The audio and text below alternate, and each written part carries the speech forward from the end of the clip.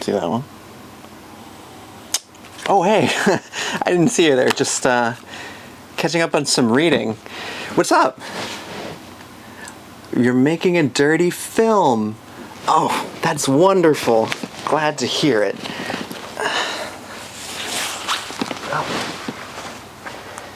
Let me just get ready. Oh, wait.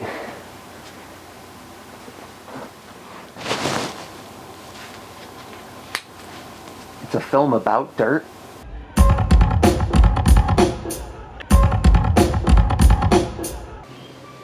Hi there folks, Nate Lantieri here, and I'm currently slightly underground. This has been pretty much every day over in the King Street neighborhood for the last 3 months, and that's not unique in Burlington. It's hard to not notice how much construction's been going on with the Main Street project, this work on Pine Street, the pit, the old Y turning into new buildings. It seems really like it's pretty much all across the city all at the same time. I'm not actually complaining about the construction. You know, some of these things are really essential pieces of infrastructure that we need. It just feels like it's pretty much never ending at this point. I want to make clear too that I'm not putting any of this blame on the working crews. They are working so hard, and as someone that sits behind a desk all day, their work confuses and excites me in a way like I am a wee little boy. Also, I don't really want to put a whole lot of blame on the city workers who are just working with the limited resources they have. And I'm not even really going to put a whole lot on the current mayoral administration either, since most of these projects were put in the pipeline years ago. The construction isn't causing all of the grief, all of the hardship that we're going through as a community right now, but it's definitely not making it easier. So I've done some digging just for myself to start to understand what the fuck is happening. Back when I was in college, I took one class in the geology department.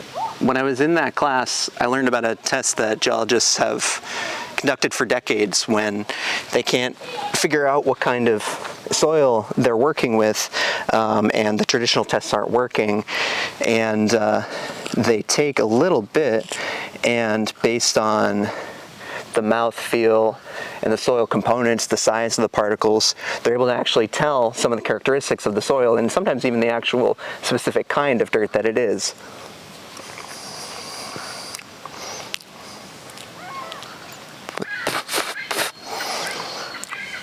Unfortunately, I just learned about the test and I didn't actually learn how to do it.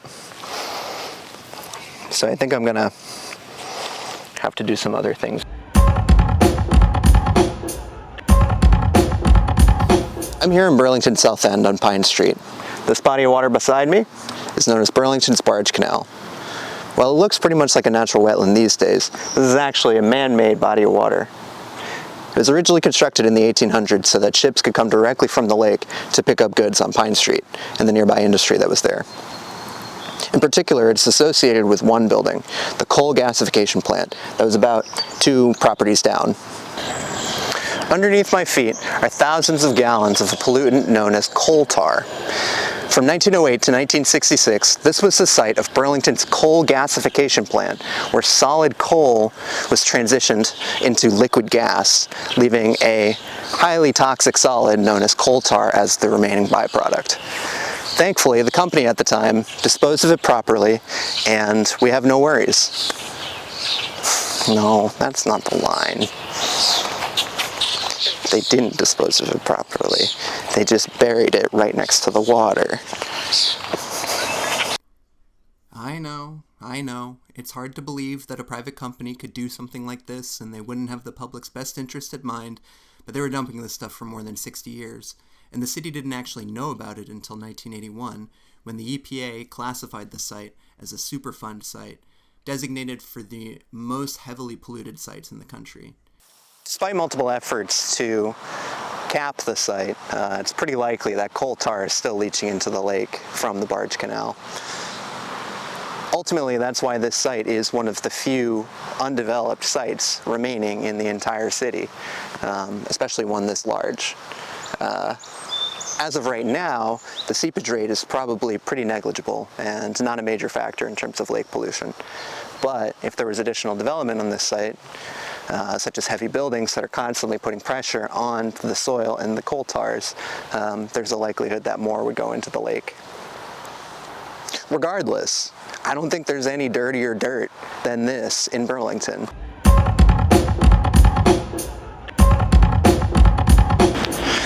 Beside me is the world's tallest filing cabinet, one of Burlington's most iconic pieces of art. In a really direct way, both the construction that's happening on Pine Street and the creation of this public art piece can directly be related to the pollution that happened at the barge canal.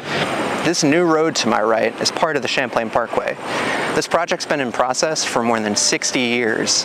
The filing cabinet was actually created as a symbol of this project, with each filing cabinet representative of a decade that more paperwork and more red tape needed to be gone through in order for the project to go through. The first plan was to build a highway along the lakeside from the south end of the city connecting 89 to the Beltway. But this plan was originally scrapped because there was really just no public interest in that kind of highway. The Parkway faced some really significant challenges in the 80s and 90s once the pollution at the barge canal site was truly understood. As I mentioned before, that site with all the coal tar underneath it, if there's additional load placed onto it, that's going to seep into the lake. Well, an asphalt highway is actually a pretty significant load. By this point, the Parkway project had become a total mess and stalled out for 30 years, before ultimately getting picked up as a major priority of the Weinberger administration. And they were eventually able to get it across the finish line. Not to engage in too much local political mudslinging, but almost all of the projects that are happening right now were major priorities from the former administration. So if you're frustrated with what's going on with the construction right now, thank Moreau. These projects have such long lead-ups and hopefully long lifespans that while we're going through a lot of pain right now through this construction, there's a hope that once all this new infrastructure is in place, we should be good in many ways moving forward, and that many of these problems, these legacy problems of an old city, might be solved. But you know, when one project ends, another one's just going to begin. So can we escape it? I don't know.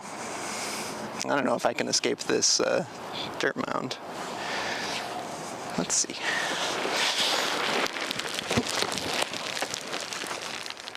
Not bad.